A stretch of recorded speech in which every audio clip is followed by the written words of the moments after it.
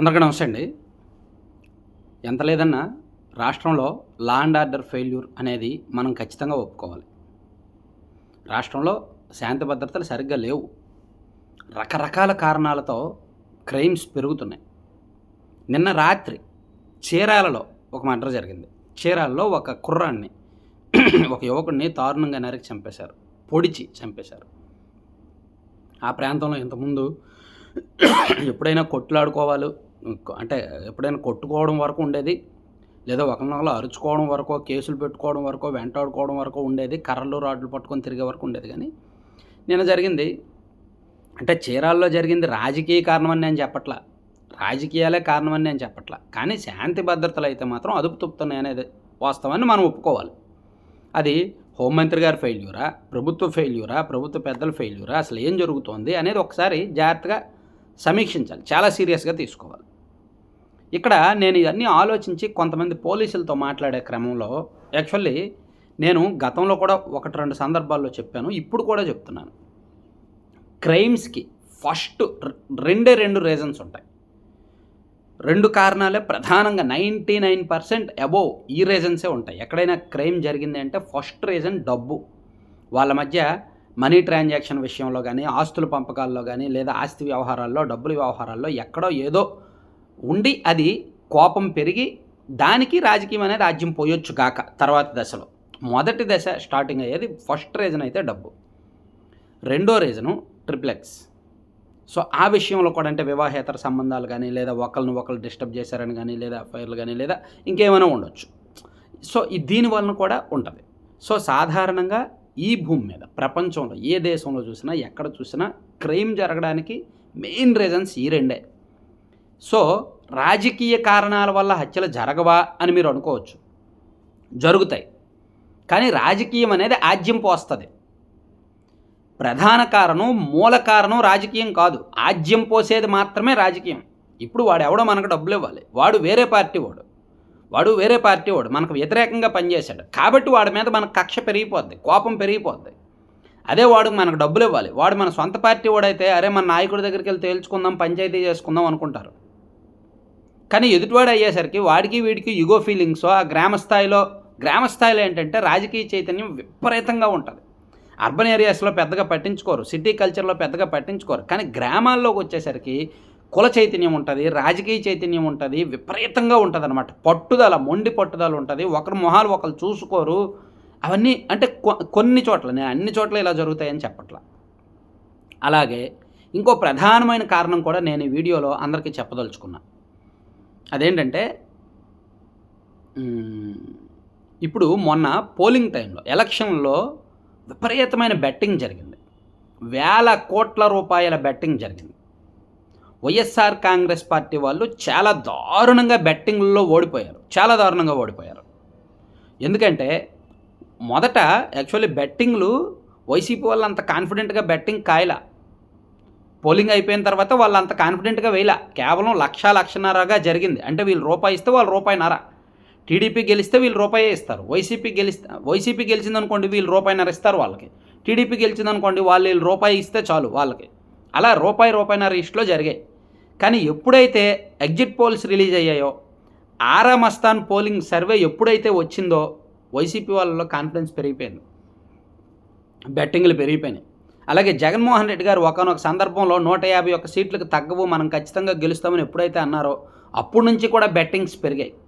So అలా చివరి రోజుల్లో రిజల్ట్స్ రావడానికి చివరి 2-3 రోజుల ముందు విపరీతంగా వేల కోట్లలో బెట్టింగ్స్ జరిగాయి. గ్రామీణ ప్రాంతాల్లో, గోదావరి జిల్లాలో అయితేనేమి, పల్నాడు ప్రాంతంలో అయితేనేమి, ప్రకాశం జిల్లా, అక్కడ ఇక్కడ అని కాదు, వేల కోట్ల రూపాయల ట్రాన్సాక్షన్స్ బెట్టింగ్లో జరిగాయి. ఇందులో చాలామంది అంటే బెట్టింగ్లు సాధారణంగా డబ్బులు కలుపుకుంటారు. 2 పార్టీలు వాళ్ళు వీళ్ళు కలుపుకొని ఒక థర్డ్ పార్టీ దగ్గర పెట్టి ఆయన ఒక 3% 2% కమిషన్ తీసుకొని వీళ్ళకి ఇస్తారు, గెలిచిన వాడికి మనీ ఇస్తాడు. కానీ సాధారణంగా గ్రామీణ ప్రాంతాల్లో మాట వరుసగా అనుకుంటారు అంతే, నాది 10 నీది 10 అని ఒక పెద్ద ఆయన దగ్గర కమిట్మెంట్ అవుతారు. ఎవరో వీళ్ళిద్దరికి మీడియేటర్ దగ్గర కమిట్మెంట్ అవుతారు, డబ్బులు ఇచ్చుకోరు, కమిట్మెంట్ అవుతారు. ఈ కమిట్మెంట్స్ ఎక్కువ అవుతాయి గ్రామీణ ప్రాంతాల్లో, ఇవే జరుగుతుంటాయి. అంటే ఒక 30-40% కమిట్మెంట్స్ మాట ప్రకారం వెళ్ళిపోతాయి. డబ్బులు ట్రాన్సాక్షన్స్ రెడీగా జరగవు. సో వైసీపీ రిజల్ట్స్ వచ్చిన తర్వాత వైసీపీ వాళ్ళు చాలామంది ఓడిపోయారు, బెట్టింగుల్లో చాలా దారుణంగా ఓడిపోయారు. అలా ఓడిపోయే క్రమంలో డబ్బులు వాళ్ళు ఇవ్వట్లేదు. చాలా చోట్ల నాకు తెలిసిన సంఘటనలో, నా దృష్టికి వచ్చిన సంఘటనలు అనేకం ఉన్నాయి. గోదావరి జిల్లాలో చాలా ఉన్నాయి. ఏలూరు, భీమవరం, గోపాలపురం, కొవ్వూరు, నిడదవోలు, తణుకు, తాడేపల్లి ఈ ప్రాంతాల్లో వందలాది సంఘటనలు ఉన్నాయి ఇలా జరిగినాయి. ఇప్పటికీ కూడా డబ్బులు ఇచ్చుకోవట్లా. వైసీపీ వాళ్ళు ఓడిపోయిన వాళ్ళు ఇప్పటికీ డబ్బులు ఇవ్వట్లా. పాపం వీళ్ళు బతిమలాడుతున్నారు, బెదిరిస్తున్నారు. ఏం చేయాలి? ఇది పోలీస్ కేసు పెట్టలేరు, పోలీసుల దగ్గరికి వెళ్ళలేరు. ఇదంతా ఇల్లీగల్ యాక్టివిటీ. పోలీసులు ఒప్పుకోరు. పోలీసులు ప్రైవేట్ సెటిల్మెంట్ చేయాలన్నా సరే వాళ్ళకు వాటా ఇవ్వాలి, డబ్బులు ఇవ్వాలి. సో అందుకే పోలీసుల దృష్టికి వెళ్లకుండా వాళ్ళ గ్రామాల్లో పెద్దల ద్వారా అది ఇది మాట్లాడుకునే క్రమంలో అక్కడక్కడ కొట్టుకోవడాలు జరుగుతున్నాయి. అక్కడక్కడ శాంతి భద్రతలకు విఘాతం కలుగుతోంది. సో ఇది కూడా ఒక రీజన్. ఇది నేను మెయిన్ రీజన్ అనట్లేదు, కానీ బలమైన కారణం అని నేను అంట.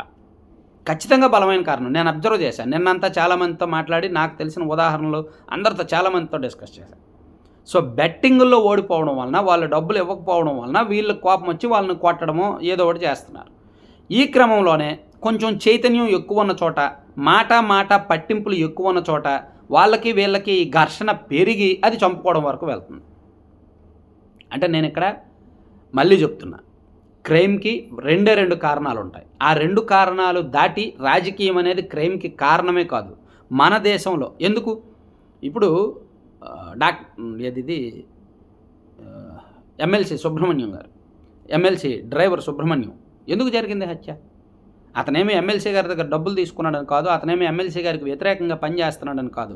వేరే రీజన్ ఉంది, అందరికీ తెలుసు. అలాగే వివేకానంద రెడ్డి గారి కేసు ఎందుకు జరిగింది?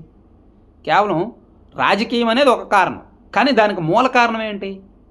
వాళ్ళిద్దరికి మధ్య ఎక్కడ విభేదాలు మొదలయ్యాయి? కొన్ని పంచాయతీలు, కొన్ని సెటిల్మెంట్లు, అక్కడ పెత్తనాలు, అవన్నీ ప్లస్ కొన్ని ఇంటర్నల్ వ్యవహారాలు కూడా ఉన్నాయి, చెప్పారు కదా. సో ఎక్కడైనా సరే నేను చెప్తున్నా కదా, 99% కేసులకు, హత్యలకు లేదా క్రైమ్స్కి ఇదే కారణం. సో ఇప్పుడు దాన్ని రాజకీయం అనేది ఆజ్యం పోస్తోంది. కొత్త ప్రభుత్వం వచ్చింది కాబట్టి ఈ ఉద్రిక్తతలు ఎక్కువగా ఉంటాయి, ఉద్వేగాలు ఎక్కువగా ఉంటాయి. ఈ టీడీపీ వాళ్ళు అధికారంలోకి వచ్చేసరికి దాన్ని ఆపుకోలేకపోతున్నారు, కంట్రోల్ చేసుకోలేకపోతున్నారు.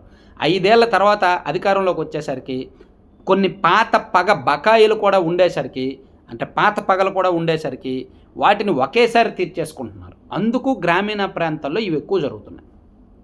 ప్రతిరోజు ఎక్కడో దగ్గర జరుగుతుంది. సో ఇది ప్రభుత్వ ఫెయిల్యూరే.